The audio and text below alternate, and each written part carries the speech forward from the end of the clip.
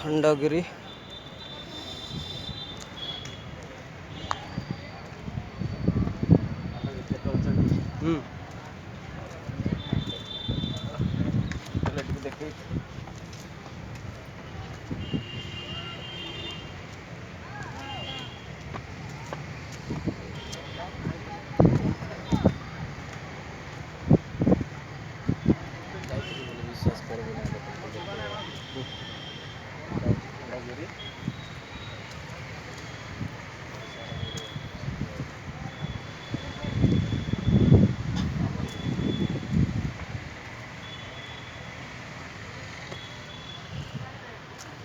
वर्तमान खंडगिरी रे पहुँचलु तो आसीपारे भुवनेश्वर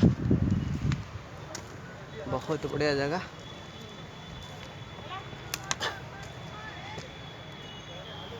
अभी भाई आस दिबा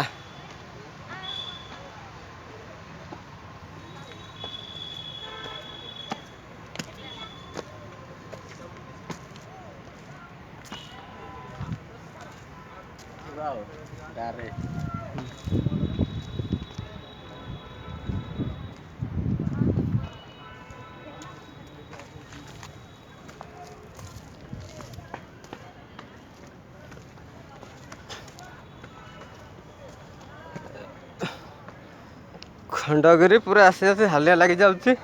आपण माने संगे पानी बोतल लेके आसंतु। वाह गहली